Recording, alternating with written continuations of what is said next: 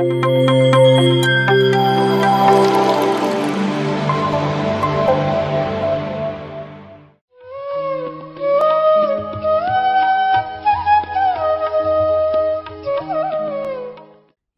ನಮಸ್ತೆ.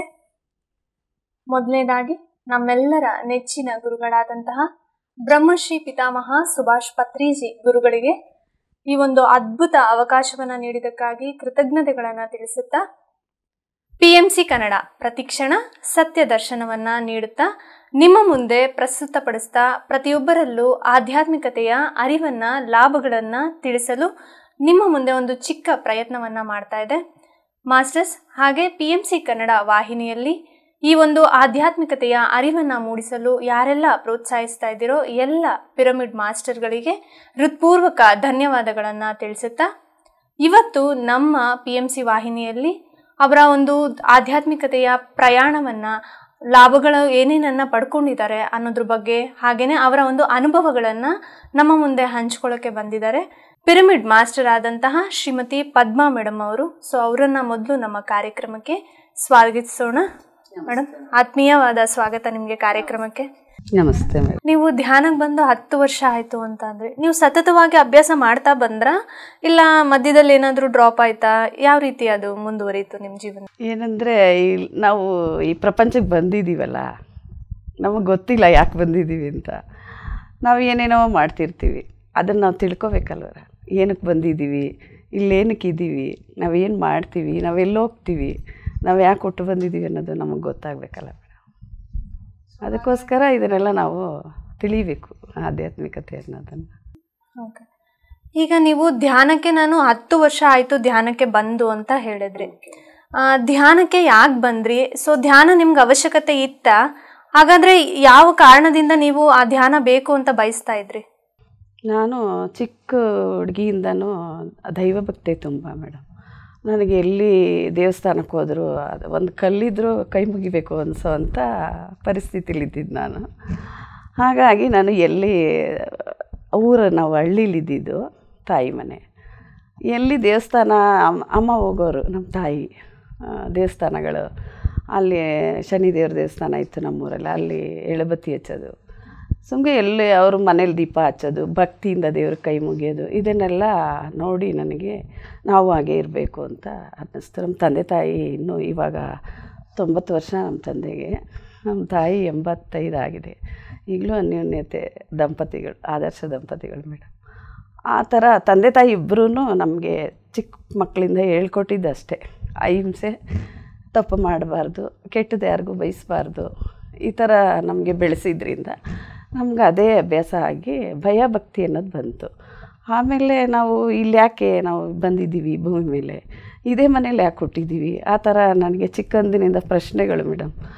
ಆಮೇಲೆ ಈ ಹಸುಗಳು ಸಾಕ್ತಾಯಿದ್ರು ಮನೇಲಿ, ಅವು ಸತ್ತರೆ ನನಗೆ ತುಂಬ ದುಃಖ ಆಗ್ತಿತ್ತು, ನೋವಾಗ್ತಿತ್ತು. ಅದೇನು ಅಂತ ನನಗೆ ಅರ್ಥ ಆಗ್ತಾಯಿರಲಿಲ್ಲ. ಅವು ಮತ್ತೆ ಬರಲ್ಲ ಅಂದರೆ ತುಂಬ ನೋವಾಗೋದು. ಎಲ್ಲಿಗೆ ಹೋಗ್ತವೆ ಇವು, ಯಾಕೆ ಸಾಯ್ತಾರೆ, ಯಾಕೆ ಹುಟ್ತಾರೆ, ಹುಟ್ಟಿದ ಮೇಲೆ ಏನಕ್ಕೆ ಸಾಯ್ತಾರೆ, ಈ ಥರ ಕ್ವಶನ್ಸ್ ಜಾಸ್ತಿ ಇತ್ತು ಮೇಡಮ್. ಇದಕ್ಕೆ ನಾನು ಹುಡುಕಾಟ ನಡೆಸ್ತಿದ್ದೆ ಅನ್ನಿಸ್ತು ಚಿಕ್ಕದ್ರಿಂದನೂ. ಆ ಹುಡುಕಾಟಕ್ಕೆ ನನಗೀಗ 10 ವರ್ಷದಿಂದ, ಆ್ಯಕ್ಚುಲಿ ನಾನು 5 ವರ್ಷ ಧ್ಯಾನ ಜಾಸ್ತಿ ಮಾಡಿಲ್ಲ. ಈಗ ನಾನು ಈ ಧ್ಯಾನಕ್ಕೆ ಬಂದ ಮೇಲೆ ನನಗೆ ಸತ್ಯ ಗೊತ್ತಾಯಿತು ಮೇಡಮ್. ನಾವೇನಕ್ಕೆ ಇಲ್ಲಿ ಬಂದಿದ್ದೀವಿ, ನಾವು ಅಲ್ಲಿ ಯಾಕೆ ಹೋಗಬೇಕು, ಮತ್ತೆ ಯಾಕೆ ಬರಬೇಕು, ನಾವೇ ಎಂತೆಂಥ ಕರ್ಮಗಳನ್ನ ಮಾಡಬೇಕು, ಮಾಡಬಾರ್ದು ಅನ್ನೋದನ್ನು ನಾನು ಇವಾಗ ಇಲ್ಲಿ ತಿಳ್ಕೊಂಡಿದ್ದೀನಿ. ನನಗೆ ಸತ್ಯ ಅಂದರೆ ಏನು ಅನ್ನೋದು ನನಗೆ ಈ ಚಾನಲಿಂದ ಅರ್ಥ ಆಯಿತು. ನಾನು ಗುರುಗಳಿಗೆ ಅನಂತ ಕೋಟಿ ಕೃತಜ್ಞತೆಗಳನ್ನು ಈ ಧ್ಯಾನವನ್ನು ವಿಶ್ವಕ್ಕೆ, ಪ್ರಪಂಚಕ್ಕೆ ಕೊಟ್ಟಿದ್ದಕ್ಕೆ ಅವರಿಗೆ ನಾನು ತುಂಬ ಧನ್ಯವಾದಗಳನ್ನ ಹೇಳ್ತೀನಿ. ನೀವು ಧ್ಯಾನಕ್ಕೆ ಬಂದು 10 ವರ್ಷ ಆಯಿತು ಅಂತ ಅಂದರೆ, ನೀವು ಸತತವಾಗಿ ಅಭ್ಯಾಸ ಮಾಡ್ತಾ ಬಂದ್ರಾ, ಇಲ್ಲ ಮಧ್ಯದಲ್ಲಿ ಏನಾದರೂ ಡ್ರಾಪ್ ಆಯಿತಾ? ಯಾವ ರೀತಿ ಅದು ಮುಂದುವರಿಯಿತು ನಿಮ್ಮ ಜೀವನದಲ್ಲಿ? ನಾನು ಫಸ್ಟ್ ರೇಖಿ ಕಲ್ತಿದ್ದೆ ಮೇಡಮ್. ಆಮೇಲೆ ನನಗೆ ಧ್ಯಾನ ಪರಿಚಯನೂ ಆಯಿತು, ಪಾಂಪ್ಲೆಟ್ಸ್ ಮೂಲಕ ಆಯಿತು. ನನಗೆ ಧ್ಯಾನಿಗಳೇ ಅಷ್ಟು ಚಾನಲ್ ಇರಲಿಲ್ವಲ್ಲ. ಆಮೇಲೆ ನನಗೆ ಫೋನು ಲಿಂಕ್ ಅಷ್ಟು ಬರೋಲ್ಲ, ನೋಡೋಕ್ಕೆ ಮಾಡೋಕ್ಕೆ ಗೊತ್ತಾಗ್ತಾ ಇರಲಿಲ್ಲ. ಹಾಗಾಗಿ ಆ ಪಾಂಪ್ಲೆಟ್ಸಿಂದ ಈ ಆನಾಪಾನಸತಿ ಧ್ಯಾನನ ನಾನು ಮಾಡ್ತಾಯಿದ್ದೆ, ಜಾಸ್ತಿ ಮಾಡ್ತಾ ಇರಲಿಲ್ಲ. ಕೆಲವು ಕಡೆ ಇದನ್ನು ಕೇಳ್ತಾಯಿದ್ದೆ, ಹೊರಗಡೆ ಯಾರಾದರೂ ಹೇಳಿದ್ನ ಗೊತ್ತಾಗ್ತಿತ್ತು. ಪಿರಮಿಡ್ ವ್ಯಾಲಿಗೂ ನಾನು ಹೋಗ್ತಾಯಿದ್ದೆ ಅವಾಗ, ಹೋಗಿ ಬರ್ತಾಯಿದ್ದೆ. ಅಷ್ಟೊಂದು ನನಗೆ ಅಟ್ಯಾಚ್ಮೆಂಟ್ ಇರಲಿಲ್ಲ ಮೇಡಮ್. ಒಂದು 10 ನಿಮಿಷ 20 ನಿಮಿಷ ಈ ಥರ ಮಾಡೋ ಅಂಥದ್ದಿತ್ತು. ಈಗ 5 ವರ್ಷದಿಂದ ನಾವು ಮನೆ ಸಮಸ್ಯೆ, ಈ ಸಂಸಾರದ ಪ್ರಾಬ್ಲಮ್ಸಿಂದ ನಾನು ಒಬ್ಬಳೇ ಇರಬೇಕು ಅನ್ನಿಸ್ದಾಗ ನನಗೆ ಈ ಧ್ಯಾನ ನಾನೇ ಸ್ಟಾರ್ಟ್ ಮಾಡ್ಕೊಂಡಿದ್ದು. ಇದು ಯಾವ ರೀತಿ ಮಾಡೋದು, ಏನು ಎತ್ತ ಅಂತೆಲ್ಲ ನೀವು ಪಾಂಪ್ಲೆಟ್ ಮೂಲಕ? ನಾನು ಪಾಂಪ್ಲೆಟ್ಸಲ್ಲಿ ನೋಡಿದ್ದೆ ಮೇಡಮ್, ನೋಡಿದ್ದೆ. ಆಮೇಲೆ ನಾನು ಫೋನ್ ತೊಗೊಂಡಿದ್ದು, ಚಾನಲ್ ಮಾಡಿದ್ದಾರೆ ಅಂತ ಗೊತ್ತಾದಮೇಲೆ. ಇದು ಯಾರ್ದೋ ಫೋನಲ್ಲಿ ನಾನು ಕಂಡಿಡ್ದದನ್ನು, ಬೇರೆಯವ್ರ ಫೋನಲ್ಲಿ. ಇದು ಇದೇ ಧ್ಯಾನ ಅಂತ ಗೊತ್ತಾಗಿ ನಾನು ಫೋನ್ ತಗೊಂಡು ಆಮೇಲೆ ಗ್ರೂಪ್ಗೆ ಜಾಯ್ನ್ ಆಗಿದ್ದೆ. ಈ ಧ್ಯಾನ ಪರಿಚಯ ಆಗಬೇಕು ಅಂದರೆ ನೀವೊಂದು ನಿಮ್ಮ ಜೀವನದ ಸತ್ಯ ಏನು ಅಂತ ತಿಳ್ಕೊಳ್ಳೋ ಹುಡುಕಾಟದಲ್ಲಿದ್ದಾಗ ನಿಮ್ಗೆ ಈ ಧ್ಯಾನ ಪರಿಚಯ ಆಯಿತು. ಸೊ ಅದರಲ್ಲಿ 10 ವರ್ಷದಿಂದ ನಿರಂತರವಾಗಿ ಮಾಡ್ತಾ ಇದ್ದೀರಾ ಅಂತ ಕೇಳಿದೆ ನಾನು. ಮಾಡ್ತಾಯಿದ್ದೀನಿ. ಈ 5 ವರ್ಷದಿಂದ ನಾನು 8 ಅವರ್ ಧ್ಯಾನಕ್ಕೆ ಅಡಿಟ್ ಆಗಿದೆ. ಹಾಗಾದರೆ ನೀವು 10 ವರ್ಷದಿಂದ ಪ್ರತಿದಿನ ಅಭ್ಯಾಸ ಮಾಡ್ತಾ ಇರಲಿಲ್ವಾ? ಇಲ್ಲ ಮೇಡಮ್. ಯಾವಾಗ ಅಂದ್ರೆ ಅವಾಗ ಮನಸ್ಸು ಶಾಂತಿ ಇಲ್ದಿರೋವಾಗ, ಬೇಜಾರಾದಾಗ ಒಂದು 10 ನಿಮಿಷ 20 ನಿಮಿಷ ಕೂತ್ಕೊಳ್ಳೋ ಅಂಥದ್ದು. ಆಮೇಲೆ ಪೂಜೆ ಜೊತೆ ಧ್ಯಾನ, ಈ ಥರ ಇತ್ತು ಅವಾಗ. ಈಗ ನೀವು 10 ವರ್ಷದಿಂದ ಮಾಡಿದಂತಹ ನಿರಂತರ ಧ್ಯಾನ 5 ವರ್ಷದಿಂದ ಮಾಡೋದಕ್ಕೆ ಕಾರಣ ಏನು? ಮನೆ ಪ್ರಾಬ್ಲಮ್ಸು, ಸಮಸ್ಯೆಗಳು, ಒಬ್ಬಳೇ ಇರಬೇಕು ಅನಿಸಿದ್ದು. ಆವಾಗ ನಿಮ್ಗೆ ಹೆಚ್ಚು ಮಾಡ್ಬೇಕಂತ ಅನಿಸ್ತು? ಜಾಸ್ತಿ ಒಬ್ಬಳೇ ಇರಬೇಕು ಅನಿಸಿದ್ದು. ಅದು ನನಗೆ ಧ್ಯಾನಕ್ಕೆ ಅಡಿಟ್ ಆಗಿತ್ತು. ಎಷ್ಟು ಹೊತ್ತು ಧ್ಯಾನ ಮಾಡ್ತೀರಾ ಪ್ರತಿದಿನ? ನಾನು ಬೆಳಗ್ಗೆ 3 ಗಂಟೆ ಎದ್ದೇಳೋದು. 4-4:30ವರೆಗೂ ನಾನು ಧ್ಯಾನ ಮಾಡ್ಕೊತೀನಿ. ಆ ನಂತರ 5 ಗಂಟೆಗೆ ಪಿರಮಿಡ್ ಸರ್ವಿಸ್ ಅವರ ಇದು ಲೈವಲ್ಲಿ ಗ್ರೂಪಲ್ಲಿ ಜಾಯ್ನ್ ಆಗ್ತೀನಿ ಮೇಡಮ್, ಪಿರಮಿಡ್ ಕಾಲ್ ಸರ್ವಿಸಲ್ಲಿ. ಅದು 6 ಗಂಟೆವರೆಗೂ ಮಾಡಿ ಮತ್ತೆ ನಾನು ಮನೆ ಕೆಲಸ ಮಾಡಿಕೊಂಡು ಅಂಗಡಿಲಿದ್ದು ಅಂಗಡಿಲೂ ಧ್ಯಾನ ಮಾಡ್ತಿರ್ತೀನಿ ಟೈಮ್ ಇರೋವಾಗೆಲ್ಲ. ನನಗೆ ಟೈಮಿಂಗ್ಸೇ ಇಲ್ಲ, ಯಾವಾಗ ಧ್ಯಾನ ಯಾವಾಗ ಊಟ ನಿದ್ರೆ ಏನು, ಈ ಹಗಲು ರಾತ್ರಿಗೆ ವ್ಯತ್ಯಾಸ ಇಲ್ಲ ಮೇಡಮ್ ನನಗೆ. ಎನಿ ಟೈಮ್ ನಾ ಅವೇರ್ನೆಸ್, ಧ್ಯಾನದಲ್ಲೇ ಅವೇರ್ನೆಸ್ ಇಲ್ಲ. ಸೊ ಧ್ಯಾನವನ್ನು ಅಭ್ಯಾಸ ಮಾಡೋದ್ರೆ ಪ್ರತಿಯೊಬ್ಬರಲ್ಲೂ ಅರಿವು, ಅವೇರ್ನೆಸ್ ಅನ್ನೋದು ಇದ್ದೇ ಇರುತ್ತೆ. ಓಕೆ, ಅದು ನಿಮ್ಮ ಜೀವನದಲ್ಲಿ ನೀವು ಕಂಡುಕೊಂಡಿದ್ದೀರಾ. ಅದರಿಂದ ನಾನು ತುಂಬ ಲಾಭ ಮತ್ತು ಸತ್ಯ ನನಗೆ ಗೊತ್ತಾಗಿದೆ ಮೇಡಮ್.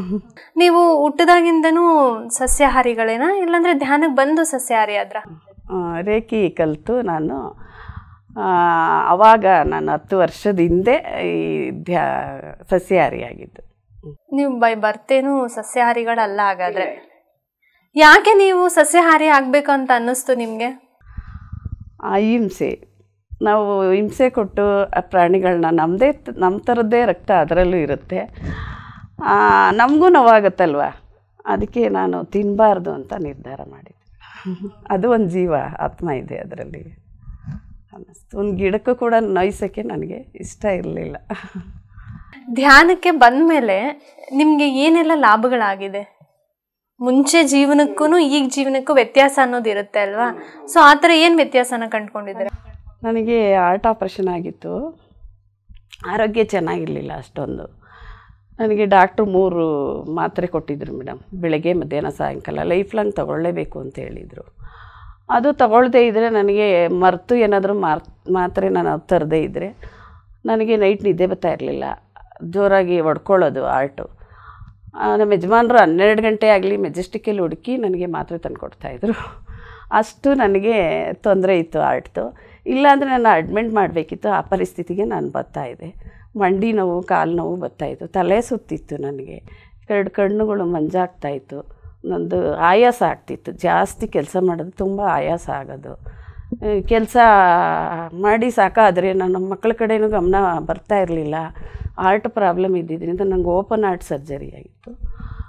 ಆದ್ದರಿಂದ ನನಗೆ ಮಕ್ಕಳನ್ನ ನನಗೆ ಓದ್ಸೋಕ್ಕೂ ಆಗಲಿಲ್ಲ, ಸಂಸಾರದ ಕಡೆ ಗಮನ ಕೊಡೋಕ್ಕೆ ನನಗೆ ಅಷ್ಟು ಆರೋಗ್ಯದ್ದೂ ಪ್ರಾಬ್ಲಮ್ ಇತ್ತು ಮೇಡಮ್. ಹಾಗಾಗಿ ನಾನು ಈ ಧ್ಯಾನನ ಉಪಯೋಗಿಸ್ಕೊಂಡ್ಮೇಲೆ ಮೇಡಮ್ ನಾನು 5 ವರ್ಷ ಆಯಿತು ಈ ಮಾತ್ರೆನ ಬಿಟ್ಟು. ಫಸ್ಟು ಒಂದು ಮಾತ್ರೆ ಬಿಟ್ಟು ಅಭ್ಯಾಸ ಮಾಡಿದೆ. ಆಮೇಲೆ ನಮ್ಮ ಯಜಮಾನರು ಡಾಕ್ಟ್ರ್ ಹತ್ರ ಕರ್ಕೊಂಡು ಹೋಗ್ಬಿಟ್ರು, ಹಾರ್ಟ್ ಡಾಕ್ಟ್ರ್ ಹತ್ರ. ಇವಳು ಧ್ಯಾನ ಮಾಡ್ತೀನಿ ಅಂತೇಳಿ ಮಾತ್ರೆನ ಬಿಟ್ಟಿದ್ದಾಳೆ ಸರ್ ಅಂತ ಅಲ್ಲಿ ಎಲ್ಲ ಮತ್ತೆ ಚೆಕ್ ಮಾಡಿಸಿದಾಗ ಅವರು ಹೇಳಿದೆ ಎಲ್ಲ ನಾರ್ಮಲ್ ಇದೆ, ಅವ್ರಿಗೆ ಇಷ್ಟ ಇದ್ದರೆ ತೊಗೊಳ್ಳಿ, ಇಲ್ಲ ಅಂದರೆ ಬಿಡಿ ಅಂತ ಹೇಳಿ ಕಳಿಸಿದ್ದು ಡಾಕ್ಟ್ರು. ಅದಾದಮೇಲೆ ನಾನು 3 ಮಾತ್ರೆನೂ ಬಿಟ್ಟಿದ್ದು. 5 ವರ್ಷ ಆಯಿತು. ನನಗೆ ಒಂದು ಹಾರ್ಟ್ದು ಒಂದು ತೊಂದರೆ ಇಲ್ಲ ಮೇಡಮ್. ಆಮೇಲೆ ತಲೆ ಸುತ್ತು ಬರ್ತಾಯಿತ್ತು, ಮೈಗ್ರೇನ್ ಇತ್ತು, ಅದು ನನಗೆ ಎಲ್ಲ ಗುಣ ಆಯಿತು. ಈಗ ನನಗೆ ಯಾವುದೇ ಒಂದು ಮಾತ್ರೆ ಕೂಡ ನಾನು ತಗೋತಾ ಇಲ್ಲ. ಕಾಲು ನೋವು, ಮಂಡಿ ನೋವು, ಆಯಾಸ ಎಂಥದ್ದು ನನಗಿಲ್ಲ. ನಾನು ತುಂಬ ಆರೋಗ್ಯವಾಗಿದ್ದೀನಿ. ಇದು ಒಂದು 4 ಜನಕ್ಕೆ ಗೊತ್ತಾಗಬೇಕು, ಅವರು ಈ ಧ್ಯಾನದಿಂದ ಲಾಭಗಳನ್ನ ತಗೊಳ್ಳಿ ಅನ್ನೋಕ್ಕೋಸ್ಕರ ನಾನು ಇಲ್ಲಿ PMCನಲ್ಲಿ ಹೇಳಬೇಕು ಅಂತ ಬಂದಿದ್ದೆ ಮೇಡಮ್. ತುಂಬ ಖುಷಿ ಆಯಿತು ಮೇಡಮ್. ಈ ಹಾರ್ಟ್ ಆಪ್ರೇಷನ್ ಆಗಿದೆ ನನಗೆ ಅಂತ ಅಂದ್ರಲ್ಲ, ಸೊ ಯಾವಾಗಿಂದ ನಿಮಗೆ ಈ ಒಂದು ಆರೋಗ್ಯ ಸಮಸ್ಯೆ ಇತ್ತು? ನನಗೆ 16 ವರ್ಷ ಇರೋವಾಗಿಂದನೇ ಹಾರ್ಟ್ ಪ್ರಾಬ್ಲಮ್ ಆಗಿದ್ದು. ಆವಾಗ ನನ್ನ ತಂದೆ ನನಗೆ ಆಪ್ರೇಷನ್ ಮಾಡಿಸಿದ್ರು. ಮಾಡಿಸಿದ್ಮೇಲೂ ಮದುವೆ ಮಾಡಿ ಮಕ್ಕಳು ಆಗುತ್ತೆ, ಏನು ತೊಂದರೆ ಇಲ್ಲ ಅಂತೇಳಿ ಮದುವೆ ಮಾಡಿಸಿದ್ರು. ಮಕ್ಕಳು ಆಗಿತ್ತು. ಆದರೂ ಆವಾಗವಾಗ ನನಗೆ ಹಾರ್ಟ್ ಪ್ರಾಬ್ಲಮ್ ತೊಂದರೆ ಕೊಡ್ತಾಯಿತ್ತು. ಈ ನಾನು ಮಾತ್ರೆ ಇಲ್ಲ ಅಂದರೆ ನನ್ನ ಜೀವನ ಇಲ್ಲ ಅನ್ನೋ ಪರಿಸ್ಥಿತಿಲಿದ್ದೆ ನಾನು. ಈ ಮಾತ್ರೆ ಬಿಡ್ಸೋಕ್ಕೂ ನಮ್ಮ ಮನೆಯವರು ತುಂಬಾ ಬಿಡಬಾರ್ದು ಅನ್ನೋ, ಈಗಲೂ ನಮಗೆ ಅದೇ ಸಮಸ್ಯೆ ಇತ್ತು ನಮ್ಮ ಯಜಮಾನ್ರು ಇರೋವರೆಗೂ. ನಮ್ಮ ಯಜಮಾನ್ರು 2 ವರ್ಷ ಆಯಿತು ದೇಹ ಬಿಟ್ಟಿದ್ದಾರೆ.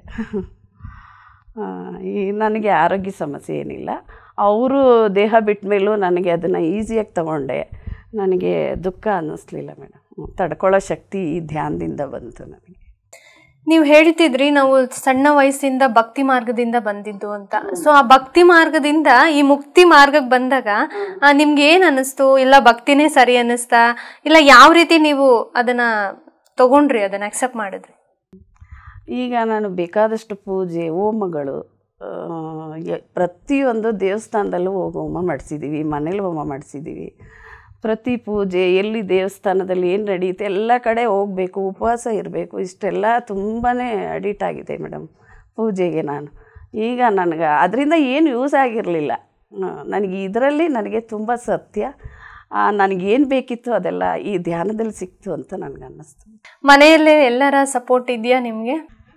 ಸಪೋರ್ಟ್ ಇದೆ. ಅಂದರೆ ನನ್ನ ಅತ್ತೆ ಧ್ಯಾನ ಮಾಡ್ತಾರೆ, ಮಕ್ಕಳು ಸ್ವಲ್ಪ ಇನ್ನೂ ಧ್ಯಾನಕ್ಕೆ ಬಂದಿಲ್ಲ ಮೇಡಮ್. ನನಗೆ ಪ್ರಾಣಿಗಳ ಮೇಲೆ ತುಂಬ ಪ್ರೀತಿ ಅಂತ ಹೇಳಿದ್ರಿ. ಆ ಒಂದು ವಿಚಾರದಲ್ಲಿ ತಗೊಂಡಾಗ ನಿಮ್ಮ ಮನೇಲಿ ಒಂದು ಇನ್ಸಿಡೆಂಟ್ ನಡೀತು ಅಂತ ಕೇಳ್ಪಟ್ಟೆ. ಸೊ ಅದ್ರ ಬಗ್ಗೆ ಹೇಳಿ ಮೇಡಮ್, ನಮ್ಮ ವೀಕ್ಷಕರಿಗೆ ಪ್ರಾಣಿಗಳನ್ನ ನಾವು ಯಾವ ರೀತಿ ನಮ್ಮ ಒಂದು ಭಾವನೆ ಇರುತ್ತೆ, ಅವು ಯಾವ ರೀತಿ ಸ್ಪಂದಿಸ್ತವೆ ಅನ್ನೋದಕ್ಕೆ ಅದೊಂದು ಬೆಸ್ಟ್ ಎಕ್ಸಾಂಪಲ್ ಅನಿಸುತ್ತೆ. ಮೇಡಮ್, ನಾನು ಒಂದು ಸಲ ಹಿಂಗೆ ಧ್ಯಾನಕ್ಕೆ ಕೂತಿರೋವಾಗ ಸೊಳ್ಳೆಗಳು ಬಂದು ಕಚ್ತಾ ಇತ್ತು ನನಗೆ. ನಾನು ಹತ್ರ ಏನೂ ಮಾತಾಡಿಲ್ಲ. ನಾನು ನಿಮ್ಗೆ ತೊಂದರೆ ಕೊಡಲ್ಲ, ನಾನು ಧ್ಯಾನ ಮಾಡ್ತಿದ್ದೀನಿ, ನೀವು ನನಗೆ ತೊಂದರೆ ಕೊಡಬಾರ್ದು ಅಂತ ನಾನು ಸೊಳ್ಳೆಗಳಿಗೆ ರಿಕ್ವೆಸ್ಟ್ ಮಾಡಿ ಕೇಳಿಕೊಂಡೆ ಮೇಡಮ್. ಆವತ್ತಿಂದ ಇವತ್ತುವರೆಗೂ ಎಷ್ಟು ಸೊಳ್ಳೆ ಪ್ರೀತಿಯಿಂದ ಬಂದು ನನ್ನ ಕೈ ಮೇಲೆ ಕೂತ್ಕೊಳ್ಳುತ್ತೆ, ಹಣೆ ಮೇಲೆ ಕೂತ್ಕೊಳ್ಳುತ್ತೆ, ನನಗೊಂದು ಸೊಳ್ಳೆ ಕೂಡ ಕಚ್ಚಲ್ಲ. ಇದೊಂದು ನನಗೆ ಆಶ್ಚರ್ಯ ಅಂದರೆ ತುಂಬಾ ಆಶ್ಚರ್ಯ ಮೇಡಮ್ ಇದು. ಆಮೇಲೆ ಒಂದು ಕಡ್ಜ ನಮ್ಮ ಮನೆಯಲ್ಲಿ ಗೂಡು ಕಟ್ಟಿತ್ತು. ಹಂಗಾಗಿ ಅಲ್ಲಿ ಸ್ವಲ್ಪ ಸಾಮಾನುಗಳಿತ್ತು, ಅದನ್ನು ತೊಗೋಬೇಕು. ನಮ್ಮ ಯಜಮಾನ್ರು ನನ್ನ ಮಗ ಇಬ್ಬರು ಅಲ್ಲಿ ಹೋದರು. ಅವು ಓಡಿಸಿ ಅದು ಕಚ್ಚೋಕ್ಕೆ ಸ್ಟಾರ್ಟ್ ಮಾಡಿದ್ವು ಅವ್ರುಗಳಿಗೆ. ಆವಾಗ ನಾನು ಇವರು ಸುಟ್ಟಾಕೋದು, ಹೊಡಿಯೋದು ಈ ಥರ ಮಾಡಿದ್ರು. ನನಗೆ ಅದು ಇಷ್ಟ ಆಗಲಿಲ್ಲ. ನಾನು ಹೇಳಿದೆ, ಪಾಪ ಅವರು ಹೊರ್ಟೋಗ್ತಾರೆ, ನೀವು ಅದನ್ನೆಲ್ಲ ತೊಂದರೆ ಕೊಟ್ಟು ಸಾಯಿಸಬೇಡಿ ಅಂತ ಕೇಳಿದೆ ಇವ್ರನ್ನ. ಇವ್ರು ಕೇಳ್ತಾ ಇಲ್ಲ ನಮ್ಮ ಮನೆಯವರು. ನಾನು ಅಲ್ಲೋಗಿ ಕೂತ್ಕೊಂಡ್ಬಿಟ್ಟೆ ಆ ಗೂಡು ಪಕ್ಕ. ಅಲ್ಲಿ ರಿಕ್ವೆಸ್ಟ್ ಮಾಡಿ ಕೇಳಿಕೊಂಡೆ ನಾನು. ಅವರೂ ನನಗೆ ಸ್ಪಂದಿಸಿದ್ರು. ಒಂದೊಂದಾಗೆ ಕಡ್ಜಗಳು ಹೊರಗಡೆ ಹೋಯಿತು.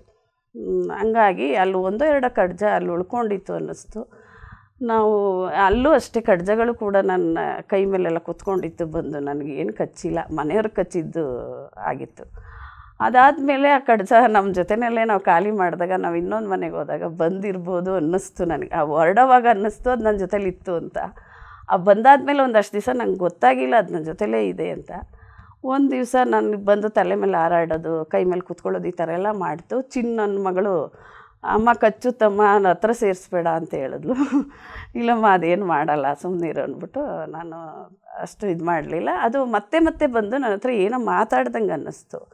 ಕಿವಿಯಲ್ಲಿ ಬಂದು ಗುಯ್ ಅನ್ನೋದು ಆ ಥರ ಎಲ್ಲ ನನಗೆ ಟಕ್ಕಂತ ಒಂದು ಮನ್ಸಿಗೆ ಅನಿಸಿದ್ದು.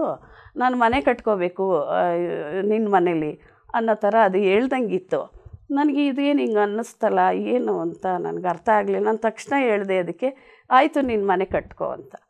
ಅದು ಹೇಳಿದ ತಕ್ಷಣ ಹೋಗ್ಬಿಟ್ಟು ಬಾಯಿಯಿಂದ ಮಣ್ಣು ತೊಗೊಬಂದು, ನಮ್ಮ ಮನೇಲಿ ಒಂದು ಬುದ್ಧ ವಿಗ್ರಹ ಇದೆ, ಆ ವಿಗ್ರಹದ ಮೇಲೆ ಒಂದು ದಾರದ ಥರ ಮಣ್ಣನ್ನು ಶುರು ಮಾಡ್ತು ಮನೆ ಕಟ್ಟೋದಕ್ಕೆ. ನನಗೆ ಆಶ್ಚರ್ಯ ಆಯಿತು. ನನಗೆ ಅನಿಸಿದ್ದು ಎಷ್ಟು ನಿಜ ಆಯಿತು. ನಾನು ಅದು ನಿಜನೋ ಇಲ್ವೋ ಅಂದ್ಕೊಳ್ಳೋ ಅಷ್ಟರಲ್ಲೇ ಅದು ಸತ್ಯ ಆಯ್ತಲ್ಲ ಅಂದ್ಕೊಂಡು ಆಮೇಲೆ ಅದಕ್ಕೆ ಹೇಳಿದೆ, ನೀನು ಗೂಡು ಕಟ್ಕೊಳ್ಳಪ್ಪ ಮನೇನ ಅಂತ. ಅದು ಮತ್ತೆ ಹೋಗೋದು ಬಾಯಿಂದ ಮಣ್ಣು ತರೋದು ಗೂಡು ಕಟ್ಟೋದು ಮಾಡ್ತಾಯಿತ್ತು. ನಾವು ಮತ್ತೆ ಹೆದರ್ಕೊಳ್ಳೋರು, ಕಚ್ಬಿಡುತ್ತೆ ಪದ್ಮ, ಯಾಕೆ ಹಿಂಗೆಲ್ಲ ಮಾಡ್ತಿದ್ಯಾ ಅಂತ ಹೇಳೋರು. ಅಮ್ಮ ಏನು ಮಾಡಲ್ಲ ಪಾಪ, ಕಟ್ಕೊಳ್ಳಿ ಬಿಡಿ ಅಂತ ಹೇಳಿದೆ. ಅದು ಬುದ್ಧ ಸ್ಟ್ಯಾಚು ತೊಡೆ ಮೇಲೆ, ವಿಗ್ರಹ ತೊಡೆ ಮೇಲೆ ಮನೆ ಕಟ್ತು. ಬೆಳಿಗ್ಗೆ ಸ್ಟಾರ್ಟ್ ಮಾಡಿದ್ದಕ್ಕೆ ಅದು 4 ಗಂಟೆವರೆಗೂ ಮನೆ ಕಟ್ಟಿದೆ. ಅದನ್ನು ನನಗೆ ವಿಡಿಯೋ ಮಾಡಬೇಕು ಅನ್ನಿಸ್ತು. ನನ್ನ ಮಗಳಿಗೆ ಹೇಳಿದೆ, ಅವಳು ಎದ್ರಕೊಂಡ್ಳು ವಿಡಿಯೋ ಮಾಡೋಕ್ಕೆ, ಕಚ್ಬಿಡುತ್ತೆ ದಪ್ಪ ಇದೆ ಅಂತ. ಆಮೇಲೆ ಏನಿಲ್ಲ ಮಾಡಪ್ಪ ನೀನು, ಅದು ಕಚ್ಚಲ್ಲ ಅಂತ ನಾನು ವೀಡಿಯೋ ಮಾಡಿಸ್ದೆ ಮೇಡಮ್. ಆ ವಿಡಿಯೋ ಗ್ರೂಪ್ಗೆಲ್ಲ ಶೇರ್ ಮಾಡಿದ್ದೆ, ಅನಿತಾ ಮೇಡಮ್ಗೂ ಕಳಿಸಿದ್ದೀನಿ. ಅವರು ನೋಡಿದ್ದಾರೆ, ಅವ್ರ ಮಗನಿಗೆ ತೋರಿಸ್ಬೇಕು ಅಂತ ಹೇಳಿದ್ರು, ವಿಡಿಯೋ ಕಳಿಸಿದ್ದೆ. ವಿರೂಪಾಕ್ಷ ಸರ್ಗೂ ಕಳಿಸಿದ್ದೆ, ಅದು ನೋಡಿದರೆ ಏನೋ ಗೊತ್ತಿಲ್ಲ ಮೇಡಮ್. ಅದು ಹಿಂಗಾಗಿ ಅದೊಂದು ವೀಡಿಯೋ ಮಾಡಿದ್ದು ನನಗೆ ತುಂಬ ಖುಷಿ ಆಯಿತು ಮೇಡಮ್. ಅದು ನನಗೆ ಇವಾಗಲೂ ಫ್ರೆಂಡ್ ಆಗಿದೆ. ನನಗೆ 3-4 ಗಂಟೆಗೆ ಒಂದು ಸಲ ಬಂದು ನನ್ನನ್ನು ನೋಡಿ ಅದ್ರ ಭಾಷೆಲಿ ಅದು ನನ್ನನ್ನು ಮಾತಾಡಿಸಿ ಹೋಗ್ತದೆ ಮೇಡಮ್. ಅದು ಮರಿ ಮಾಡಿ ಮೊಟ್ಟೆ ಹಾಕಿ ಅದರಲ್ಲಿ ಎಲ್ಲ ಮಾಡಿ ಆಮೇಲೆ ಅದ್ರ ಮರಿಗಳನ್ನ ಅದು ತೊಗೊಂಡೋಯ್ತು ಮೇಡಮ್. ಎಲ್ಲೋಯ್ತು ಇಡ್ತು ಗೊತ್ತಿಲ್ಲ ಅಂತ ಆರೋಗ್ಬಿಟ್ಟಿತ್ತು. ಅದು ಬರೀ ಮಣ್ಣಿತ್ತು, ಅದನ್ನು ತೆಗೆದ್ವಿ. ಹಂಗಾಗಿ ಈಗ ಅದು ನನಗೊಂದು ಫ್ರೆಂಡ್ ಆಗಿದೆ. ಬರುತ್ತೆ ಮೇಡಮ್, ಬರುತ್ತೆ. ನನ್ನ ಹತ್ರ ಏನೋ ಮಾತಾಡ್ದಂಗೆ ಅನಿಸುತ್ತೆ, ನನಗೆ ಮಾತಾಡ್ಕೊಂಡು ಹೋಗುತ್ತೆ. ಒಂದು ವಂಡರ್ಫುಲ್ ಅನುಭವ ಇದು. ಇದೆಲ್ಲ ನನಗೇನೆ ತುಂಬ ಆಶ್ಚರ್ಯ. ಅಂದರೆ ಈ ಥರ ಎಲ್ಲ ಇದೆಯಾ, ಈ ಧ್ಯಾನದಲ್ಲಿ ಇಂಥದ್ದೆಲ್ಲ ಅನುಭವ ನಮ್ಗೆ ಆಯ್ತಾ, ಒಂದು ಸಂತೋಷ ಮೇಡಮ್. ಸೃಷ್ಟಿಯಲ್ಲಿ ಏನೆಲ್ಲ ಇದೆ ಅನ್ನೋದು ಈ ಧ್ಯಾನಕ್ಕೆ ಬಂದ್ಮೇಲೆ ಗೊತ್ತಾಗುತ್ತೆ ನಮಗೆ. ಇದು ತುಂಬ ಅಂದರೆ ನಮಗೇನು ಗೊತ್ತಿಲ್ಲದೆ ಇರೋ ವಿಷಯಗಳೆಲ್ಲ ಇದರಲ್ಲಿ ಅರ್ಥ ಆಗ್ತಾ ಇದೆಯಲ್ಲ, ಅದು ತುಂಬ ಸಂತೋಷ. ಈ ಥರ ಎಲ್ಲ ನೀವು ಮಾಡಿದಾಗ ಬೇರೆ ಒಂದು ಪ್ರಾಣಿಗಳಿಗೆ ಅಥವಾ ಒಂದು ಕೀಟಗಳಿಗೆ ಈ ಥರ ಎಲ್ಲ ನೀವು ಪ್ರೋತ್ಸಾಹ ಕೊಟ್ಟಾಗ ನಿಮ್ಮ ಮನೆಯಲ್ಲಿ ಯಾವ ಥರ ನಿಮಗೆ ನಿಮ್ಮ ಜೊತೆ ರೆಸ್ಪಾನ್ಸ್ ಮಾಡೋದು? ನಮ್ಮ ಅತ್ತೆಗೆ ಇಷ್ಟ, ಮಕ್ಳಿಗೂ ಇಷ್ಟ. ನನ್ನ ಮಗ ನಾಯಿ ಪ್ರಿಯ. ಅವನು ಹೊರಗಡೆ ರೋಡಲ್ಲಿ ನಮ್ಮದೊಂದು ನಾಯಿ ಸಾಕೊಂಡಿದ್ದೀವಿ ನಾವು. ಅಂದರೆ ನಮ್ಮದು 25 ವರ್ಷದಿಂದ ನಮ್ಮ ಮನೇಲಿ ನಾಯಿಗಳಿತ್ತು ಮೇಡಮ್. 2 ನಾಯಿ ಸಾಕ್ತಾಯಿದ್ರು. ಇವಾಗ ಒಂದು ದೇಹ ಬಿಡ್ತು, ಟೈಗರ್ ಅಂತಿತ್ತು. ಅದಕ್ಕೆ ಮುಂಚೆ ಒಂದು ಬ್ರೌನಿ ಅಂತಿತ್ತು. ಅದು ನನಗೆ 1 ತಿಂಗಳು ಅದನ್ನು ಮರೆಯೋಕ್ಕಾಗೋ ಧ್ಯಾನದಲ್ಲಿ ಇರಲಿಲ್ಲ ನಾನು. ನನಗೆ ಮರೆಯೋಕ್ಕಾಗಲಿ 1 ತಿಂಗಳು ಅದನ್ನು ಊಟ ಎಲ್ಲ ಬಿಟ್ಟಿದ್ದುಂಟು. ನಾನು ತುಂಬ ಹತ್ತಿದ್ದೀನಿ ಅದು ಬಾಡಿ ಬಿಟ್ಟಾಗ. ನಿಮ್ಮ ಮನೆಯವರು ಧ್ಯಾನ ಮಾಡ್ತಿದ್ರ ಮೇಡಮ್? ನಮ್ಮ ಮನೆಯವರು ಅಷ್ಟು ಧ್ಯಾನಕ್ಕೆ ಅಡ್ಡಿ. ಅವ್ರಿದ್ದಾಗೆ ನೀವು ಧ್ಯಾನಕ್ಕೆ ಬಂದಿದ್ರ? ಅವ್ರು ಇದ್ದಾಗಲೇ ಬಂದಿದ್ದು. ಅವರು 2 ವರ್ಷ ಆಯಿತು ಬಾಡಿ ಮಾಡೋರು. ಹೇಳ್ಕೊಟ್ರೆ ಸ್ವಲ್ಪ ಹೊತ್ತು ಮಾಡೋರು. ಅವರು ಅಷ್ಟು ಇಂಟ್ರೆಸ್ಟ್ ಕೊಡಲಿಲ್ಲ. ಈ ಕಡ್ಜ ಬಗ್ಗೆ ಹೇಳಿದ್ರಲ್ಲ, ಅದೇ ರೀತಿ ಇನ್ನೊಂದು ಏನಾದರೂ ಒಂದು ಅನುಭವ ಆಗಿದೆಯಾ ನಿಮಗೆ ಮರೆಯಲಾಗ್ದಂತ? ಆಸ್ಟ್ರೇಲ್ ಟ್ರಾವೆಲ್ಲು ನನ್ನ ತಾಯಿ ಮನೆಗೆ ಹೋದೆ ನಾನು. ಒಂದು ಬಿಳಿ ಬೆಳಕು ನನ್ನಿಂದ ಆಚೆ ಬಂದಂಗೆ ನನಗನ್ನಿಸ್ತು. ಇಲ್ಲ, ನಮ್ಮನೇಲೇ ಧ್ಯಾನ ಮಾಡಬೇಕಾದ್ರೆ ಟ್ರಾವೆಲ್ ಮಾಡ್ಕೊಂಡು ತಾಯಿ ಮನೆಗೆ ಹೋಗಿದ್ದು ನಾನು ಆಸ್ಟ್ರೇಲ್ ಟ್ರಾವೆಲಲ್ಲಿ. ಅಲ್ಲಿ ನಮ್ಮ ಸಂಬಂಧಿಕರು ಒಂದು 3 ಜನ ಬಾಡಿ ಬಿಟ್ಟಿರೋರು ಅಲ್ಲಿ ತಾಯಿ ಮನೇಲಿದ್ದರು. ನಾನು ಹೇಳಿದೆ ಅವ್ರಿಗೆ, ಯಾಕೆ ಇಲ್ಲಿದ್ದೀರಾ ನೀವು, ಎಷ್ಟೋ ವರ್ಷ ಆಯ್ತಲ್ಲ ಸತ್ತು. ನಮ್ಮ ಸ್ವಂತ ಅಕ್ಕನ ಅವರು ಹಸ್ಬೆಂಡು ಮತ್ತು ಇನ್ನೊಬ್ಬರು ನಮ್ಮ ಸೋದರ ಮಾವ, ನಮ್ಮ ಅತ್ತೆ ಮೊಮ್ಮಗಳು ಇದ್ದರು. ಆಮೇಲೆ ನಮ್ಮ ದೊಡ್ಡಪ್ಪ ಕೂತ್ಕೊಂಡು ಒಂದು ರೂಮಲ್ಲಿ ಅಳ್ತಾಯಿದ್ರು. ಅವರು ಬಾಡಿ ಬಿಟ್ಟಿದ್ದು. ನಾನು ಕೇಳಿದೆ, ನೀವೆಲ್ಲ ಯಾಕೆ ಇಲ್ಲಿದ್ದೀರಾ, ಎಷ್ಟೋ ವರ್ಷ ಆಯ್ತಲ್ಲ ಸತ್ತು ಅಂತ. ಅದಕ್ಕೆ ಅವರು ನಮ್ಮ ಕರ್ಮ ಕಳೆದಿಲ್ಲ ಆಮೇಲೆ ಏನೋ ಹೇಳಿದ್ರು, ನಾವು ಅಷ್ಟು ಒಳ್ಳೇದು ಮಾಡಿಲ್ಲ, ನಾವು ಹೋಗೋಕ್ಕಾಗಲ್ಲ ಅಂತ ಹೇಳಿದ್ರು. ಅದಕ್ಕೆ ನಾನು ಹೇಳಿದೆ, ನೀವು ಕೂತ್ಕೊಂಡು ಧ್ಯಾನ ಮಾಡಿ, ನಿಮಗೇನೋ ಒಂದು ಬೆಳಕು ಕಾಣಿಸ್ಬೋದು, ಆ ಬೆಳಕಿನ ಮೂಲಕ ಹೋಗ್ರಿ ಅಂತ ನನಗನ್ಸಿದ್ದನ್ನು ಹೇಳಿದೆ. ಅವತ್ತಿಂದ ಮೇಡಮ್ ಅಲ್ಲಿ ತಾಯಿ ಮನೇಲಿ ನನಗೇನು ಇದೆ ಅಂತ ಅನಿಸಿಲ್ಲ, ಅವರು ಕಾಣಿಸಿಲ್ಲ. ಮತ್ತೆ ಅದಾಯಿತು. ತಿರ್ಗಿ ನಾವು ಮನೆಗೆ ಬಂದಾಗ, ಈಗ ನಾವಿರೋ ಮನೆಯಲ್ಲಿ ಒಬ್ಬರು ಡೆಡ್ ಆಗಿದ್ದರು, ಮನೆ ಕಟ್ಟಿರೋಂಥ ತಾಯಿ. ಆ ತಾಯಿ ನನಗೆ ಕಾಣಿಸ್ಕೊಂಡು ಅಳ್ತಾಯಿದ್ರು, ಇದು ನಂದು ಮನೆ ಆ ಥರ ಇತ್ತು ಅವ್ರ ಮನಸ್ಸಲ್ಲಿ. ನಾನು ಅವ್ರಿಗೂ ಧ್ಯಾನ ಮಾಡಿಸಿದಾಗ ಆವತ್ತಿಂದ ಅವರು ನನಗೆ ಕಾಣಿಸ್ಕೊಂಡಿಲ್ಲ ಮೇಡಮ್. ಅದಾಯಿತು. ನನ್ನ ಮಗಳಿಗೆ ನಮ್ಮ ಯಜಮಾನರು ಅವಳ ಬಾಡಿನಲ್ಲಿ ಬಂದು ನಮ್ಮ ಹತ್ರ ಕೆಲವು ಮೆಸೇಜ್ಗಳನ್ನ ಕೊಡೋಕ್ಕೆ ಸ್ಟಾರ್ಟ್ ಮಾಡಿದ್ರು. ಆಮೇಲೆ ನಾನು ಅವ್ರಿಗೆ ಹೇಳಿದೆ, ನೀವು ಇಲ್ಲಿರೋದು ನಿಮ್ಗೆ ಅಷ್ಟು ಸೂಕ್ತ ಅಲ್ಲ, ನಿಮ್ಮ ಲೋಕ ಇದೆ, ನೀವು ಹುಡ್ಕೊಂಡು ಹೋಗಬೇಕು ಅಂದಾಗ ಅವರು ಅದೇ ಹೇಳಿದ್ದು ನನಗೆ. ನಾನು ಅಷ್ಟು ಒಳ್ಳೇದು ಮಾಡಿಲ್ಲ, ನಾನು ಎಲ್ಲೂ ಹೋಗೋಕ್ಕಾಗಲ್ಲ, ನಿಮ್ಮನ್ನು ಬಿಟ್ಟಿರೋಕ್ಕಾಗಲ್ಲ, ನಿಮಗೇನೋ ನಾನು ತೊಂದರೆ ಕೊಟ್ಟಿದ್ದೀನಿ, ನಮ್ಗೆ ಮೋಸ ಮಾಡಿ ಈ ಥರ ಎಲ್ಲ ಏನೋ ಅವ್ರ ಮನಸ್ಸಿಗೆ ಅನ್ಸೋದನ್ನ ನಮ್ಮ ಜೊತೆ ಹೇಳೋಕ್ಕೆ ಸ್ಟಾರ್ಟ್ ಮಾಡಿದ್ರು. ಆಮೇಲೆ ನಾನು ಅವ್ರನ್ನ ಧ್ಯಾನಕ್ಕೆ ಕೂರಿಸ್ದೆ. ನಮ್ಮ ನಾದಿನಿ ಕೂಡ ನನಗೆ ಕಾಣಿಸ್ಕೊಂಡ್ರು. ಅವರು ಬಾಡಿ ಬಿಟ್ಟಿದ್ದು. ಅವ್ರಿಗೂ ನಾನು ಧ್ಯಾನ ಮಾಡಿಸಿದ್ರಿಂದ ಅವರಿಬ್ಬರು ಇವಾಗ ಕಾಣಿಸ್ತಿಲ್ಲ. ಇದಿಷ್ಟು ನಮ್ಮ ತಮ್ಮನ ಮಗಳು ಮೇಲೆ ಪಕ್ಕದ ಮನೆಯವರೊಬ್ಬರು ಸ್ವಲ್ಪ ಬಾಡಿ ಅವರ ದೇಹದ ಮೇಲೆ ಬರ್ತಾಯಿದ್ರು. ಅವ್ರ ಹತ್ರನೂ ನಾನು ಮಾತಾಡಿದ್ರಿಂದ ಅವರು ಕೂಡ ಈಗ ಮಗುಗೆ ಕಾಣಿಸ್ಕೊಳ್ತಾ ಇದ್ರು. ಇದಿಷ್ಟು ನಾನು ಆತ್ಮಗಳ ಜೊತೆ ಮಾತಾಡಿದ್ದೀನಿ. ಆತ್ಮಗಳ ಜೊತೆ ಮಾತಾಡೋದು ಅಂತಂದ್ರೆ ನೀವು ಆಸ್ಟ್ರಲ್ ಟ್ರಾವೆಲ್ ಮೂಲಕನಾ? ಅದು ಎಷ್ಟೋ ಆತ್ಮಗಳಿಗೆ ನನಗೆ ಕಾಣಿಸಿರೋ ಅಂಥ ಆತ್ಮಗಳಿಗೆ ನಾನು ಧ್ಯಾನ ಮಾಡಿ. ಅಂದ್ರೆ ನೀವು ಧ್ಯಾನದಲ್ಲಿ ಇದ್ದಾಗ ನಿಮ್ಗೆ ಆ ತರ ಒಂದು ಅನುಭವಗಳಾಗಿದೆ? ಆಗಿದೆ. ಆಸ್ಟ್ರಲ್ ಟ್ರಾವೆಲಲ್ಲೂ ಆಗಿದೆ. ಕೆಲವರೆಲ್ಲ ಹೇಳ್ತಾರೆ ಮೇಡಮ್, ನಾವು ತುಂಬಾ ವರ್ಷದಿಂದ ಧ್ಯಾನ ಮಾಡ್ತಾ ಇದೀರಿ, ನಾವು 2 ತಾಸು ಮಾಡ್ತಾ ಇದೀರಿ, 3 ತಾಸು ಮಾಡ್ತಾ ಇದೀರಿ, ನಮ್ಗೆ ಅನುಭವಗಳು ಆಗ್ತಾ ಇಲ್ಲ ಅಂತ ಈ ತರ ಎಲ್ಲ ಪ್ರಶ್ನೆಗಳು ಕೇಳ್ತಾರೆ. ಸೊ ಧ್ಯಾನ ಮಾಡೋದು ಕೇವಲ ಅನುಭವಗಳಿಗೋಸ್ಕರನ ಅಥವಾ? ಅಲ್ಲ ಮೇಡಮ್, ಅಲ್ಲ. ಉಸಿರಾಟ ಗಮನನೇ ಮೇಯ್ನು. ನಾವು ಉಸಿರಾಟ ಗಮನ ಮಾಡ್ತಾ ಇದ್ದಾಗ ಆ ಉಸಿರಾಟ ಗಮನ ನಮಗೆ ನಿಂತು ನಮಗೆ ಈ ಥರ ಅನುಭವಗಳು ಬರುತ್ತೆ ಅಂತ ನನ್ನ ಪ್ರಕಾರ ನನಗನ್ಸಿತ್ತು ಮೇಡಮ್. ಆ ಉಸಿರಾಟ ಗಮನ ಇಲ್ಲದೆ ಇರೋ ಟೈಮಲ್ಲಿ ಅದಾಗದೇ ಸ್ಟಾಪ್ ಆಗಿ ನಮಗೆ ಈ ಅನುಭವಗಳನ್ನ ತರೋ ಅಂಥದ್ದು. ಅಂದರೆ ಆಲೋಚನಾ ರಹಿತ ಸ್ಥಿತಿ. ಆ ಸ್ಥಿತಿನಲ್ಲಿ, ಆಲೋಚನಾ ರಹಿತ ಸ್ಥಿತಿನಲ್ಲಿ ನಮಗೆ ಈ ಥರ ಅನುಭವಗಳಾಗುತ್ತೆ. ನಾನು ಒಂದು ದೊಡ್ಡ ಸಾಗರದಲ್ಲಿ ಹುಟ್ಟುತ್ತಾ ಇರೋವಂಥ ಕೆಂಪು ಸೂರ್ಯನ ನಾನು ಮಧ್ಯ ನಿಂತು ನೋಡಿದ್ದು ಆಸ್ಟ್ರಲ್ ಟ್ರಾವೆಲಲ್ಲಿ.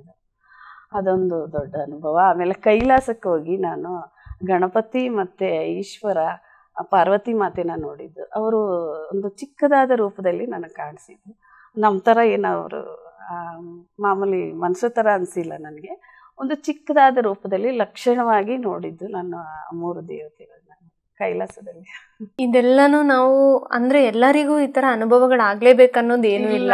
ಇಲ್ಲ ಮೇಡಮ್, ಇಲ್ಲ. ಕೆಲವ್ರಿಗೆ ಜೀವನದಲ್ಲಿ ಬದಲಾವಣೆ ಆಗ್ಬೋದು, ಇನ್ ಕೆಲವ್ರಿಗೆ ನಿಮ್ಗಾಗಿದ್ದಂತ ಅನುಭವ ಅವ್ರಿಗೂ ಆಗ್ಬೇಕನ್ನೋದು ಏನು ಇಲ್ಲ. ಅವ್ರಿಗೂ ಬೇರೆ ತರ ಅನುಭವಗಳು ಆಗ್ಬೋದು. ಆಗತ್ತೆ. ಈಗ ನಮ್ಮ ಅಕ್ಕ ಕ್ಯಾನ್ಸರು ಜಾಸ್ತಿ ಆಗಿದೆ ಅನ್ನೋ ಮಟ್ಟಕ್ಕೆ 4 ತಿಂಗಳಲ್ಲಿ ಅವ್ರಿಗೆ ಪಾಪ ಕ್ಯಾನ್ಸರ್ ಕಾಣಿಸ್ಕೊಂಡಿದ್ದು. ನಾನು 4 ತಿಂಗಳಲ್ಲಿ ಧ್ಯಾನ ಮಾಡಿಸಿ ನಾನು ಕ್ಲಿಯರ್ ಮಾಡಿದ್ದಾಳೆ ಅವಳು ಕ್ಯಾನ್ಸರ್ನ ಮೇಡಮ್. ಕ್ಯಾನ್ಸರ್ ವಾಸಿ ಆಯಿತು ಅವ್ರಿಗೆ. ಮೆಡಿಷನ್ನು ಕೊಡಿಸಿದ್ದೀವಿ, ಇಲ್ಲ ಅಂತಲ್ಲ. ಅಂದರೆ ಅವಳು ತುಂಬ ವಾಸಿ ಆಗುತ್ತೋ ಇಲ್ವೋ ಅನ್ನೋ ಇದರಲ್ಲಿ ಇದ್ದಿದ್ದು ನಾವು. ಅವಳಿಗೆ ಆ ಒಂದು ಮನಸ್ಸಿನಲ್ಲಿ ಬರೀ ಪಾಸಿಟಿವ್ ಥಿಂಕಿಂಗ್ನ ಕೊಟ್ಟು ಧ್ಯಾನ ಮಾಡಿಸಿ ಬೇಗ ಅವಳನ್ನ ಗುಣ ಆಗೋ ಥರ ಮಾಡಿದ್ದು ಈ ಧ್ಯಾನ ಮೇಡಮ್. ಅದನ್ನು ನಾನು ಹೇಳ್ತೀನಿ. ನನ್ನ ತಂಗಿ ಧ್ಯಾನ ಮಾಡ್ತಾರೆ, ನಮ್ಮ ತಂದೆಗೂ ಮಾಡಿಸಿದ್ದೀನಿ ಧ್ಯಾನ. ಆ ಕ್ಯಾನ್ಸರ್ ಅಂತ ಹೇಳಿದ್ರಲ್ಲ ಮೇಡಮ್, ನಿಮ್ಮ ತಂಗಿ ಅಕ್ಕ ಅಂತೇಳಿ, ಅವ್ರು ಎಷ್ಟು ತಾಸು ಧ್ಯಾನ ಮಾಡ್ತಾ ಇದ್ರು? ನಾನು ಇಲ್ಲಿ ಇರೋಷ್ಟು 4 ತಿಂಗಳವರೆಗೂ ನಾನು ಇಲ್ಲಿ ಜಾಸ್ತಿ ಮಾಡಿಸಿದ್ದೀನಿ. ನಾನು ಹಾಸ್ಪಿಟ್ಲಲ್ಲಿ ನಾನೇ ಇರ್ತಾ ಇದ್ದೆ, ಅಲ್ಲೂ ಧ್ಯಾನಕ್ಕೆ ಮಾಡಿಸ್ತಾ ಇದ್ದೆ, ಅವಳಿಗೆ ಮನೇಲಿ ಮಾಡಿಸ್ತಾ ಇದ್ದೆ. ಈಗಲೂ ಅವಳಿಗೆ ಆಯಾಸ ಆ ಥರ ಏನಾದ್ರು ಜಾಸ್ತಿ ಅಂದರೆ ಅವಳು ತುಂಬ ಜಾಸ್ತಿ ಮಾಡ್ತಾಳೆ ಧ್ಯಾನ ಮಾಡ್ತಾಳೆ. ಸ್ವಲ್ಪ ಹೊತ್ತಾದರೂ ಮಾಡ್ತಾರೆ, ಒಂದು 20 ನಿಮಿಷ 30 ನಿಮಿಷ ಹಿಂಗೆ. ಅವರು ಹಳ್ಳಿ ಇರೋದ್ರಿಂದ ಸ್ವಲ್ಪ ಕೆಲಸಗಳು, ಅವಳಿಗೆ ಆಯಾಸ ಅನ್ಸಿದ್ರೆ ಅವಳು ಜಾಸ್ತಿ ಮಾಡ್ತಾಳೆ. ಆಗ ನಾನು ಹೆದರ್ತಾ ಇದ್ದೆ, ಬಾಡಿ ಬಿಟ್ಟಿರೋ ಸೋಲ್ಗಳು ಕಾಣಿಸುತ್ತೆ, ಯಾರಿಗೋ ಒಂದು ಬಾಡಿ ಮೇಲೆ ಬರುತ್ತೆ ಅಂದಾಗ ನನಗೆ ತುಂಬ ಭಯ ಆಗೋದು. ನನ್ನ ಹತ್ರನೇ ಹೋಗ್ತಾ ಇರಲಿಲ್ಲ. ನನಗೂ 1 ತಿಂಗಳ ಕಾಲ ನನಗೆ ಆ ಥರ ಆತ್ಮದ ತೊಂದರೆ ಅನುಭವಿಸಿದ್ದೀನಿ ನಾನು. ಈಗ ನನಗೆ ಭಯ ಇಲ್ಲ ಮೇಡಮ್. ಯಾರಿಗಾದ್ರೂ ಆ ಥರ ಇದೆ ಅಂದಾಗ ನಾವು ಅಟೆಂಡ್ ಆಗಬಾರ್ದು, ಮಾತಾಡೋದ್ರಲ್ಲಿ ತಪ್ಪಿಲ್ಲ ಅನ್ನಿಸ್ತು ನನಗೆ. ಮಾತಾಡಿ ಕಳಿಸಿರೋದು, ಧ್ಯಾನ ಮಾಡಿಸಿರೋದು. ಮೇಡಮ್, ಕೊನೆಯದಾಗಿ ನಮ್ಮ ವೀಕ್ಷಕರಿಗೆ ಧ್ಯಾನದ ಬಗ್ಗೆ ನಿಮ್ಮಿಂದ 1-2 ಮಾತು ಹೇಳಿ, ಅವರು ಏನನ್ನ ಅಳವಡಿಸ್ಕೋಬೇಕು, ಅವ್ರ ಜೀವನ ಒಂದು ನೆಮ್ಮದಿಯಿಂದ ಆರೋಗ್ಯವಾಗಿರ್ಬೇಕಾದ್ರೆ ಸೊ ಅವ್ರಿಗೇನು ಮುಖ್ಯ, ಸೊ ಅದು ನಿಮ್ಮ ಮೂಲಕ ಏನು ಮಾತನ್ನು ಹೇಳಕ್ಕೆ ಇಷ್ಟ? ಈಗ ನಾನು ಆರೋಗ್ಯದಿಂದ ಬಳಲ್ತಾ ಇದ್ದು ಆರೋಗ್ಯ ತಗೊಂಡಿದ್ದೀನಿ. ಈ ಥರ ಎಲ್ಲರೂ ಆರೋಗ್ಯ ತಗೊಳ್ಳಿ, ಎಲ್ಲರೂ ಧ್ಯಾನ ಮಾಡಿ. ಅಂದರೆ ನಾವು 100 ಜನ ಕೇಳ್ಕೊಟ್ರೆ 2 ಧ್ಯಾನಕ್ಕೆ ಬರಲ್ಲ ಅನ್ನೋದು ಗೊತ್ತು. ಅದು ಅವರವರ ಅನಿಸಿಕೆ ಮೇಡಮ್. ಅಂದರೆ ಈ ಧ್ಯಾನದಲ್ಲಿ ತುಂಬ ಉಪಯೋಗ ಇದೆ, ಕರ್ಮಗಳು ಕಳೆಯುತ್ತೆ. ಹಿಂದಿನ ಕರ್ಮಗಳು ಏನಿದೆಯೋ ಅದನ್ನೆಲ್ಲ ನಾವು ಈ ಧ್ಯಾನದಿಂದ ಕಳ್ಕೊಬೋದು ಅಂತ ನಾನು ಹೇಳಲಿಕ್ಕೆ ಇಷ್ಟಪಡ್ತೀನಿ. ಪ್ರತಿಯೊಬ್ಬರು ಧ್ಯಾನ ಮಾಡಿ ಪ್ಲೀಸ್. ಈ ವಿಶ್ವ ಧ್ಯಾನಮಯ ಆಗಬೇಕು, ಪತ್ರಿಜಿ ಗುರುಗಳ ಸಂಕಲ್ಪ ನೆರವೇರಬೇಕು. ನೋಡಿದ್ರಲ್ಲ ವೀಕ್ಷಕರೇ, ಪ್ರತಿಯೊಬ್ಬರ ಜೀವನದಲ್ಲಿ ಧ್ಯಾನ ಅನ್ನೋದು ಬಹಳ ಅಮೂಲ್ಯ ಹಾಗೂ ಅವಶ್ಯಕ.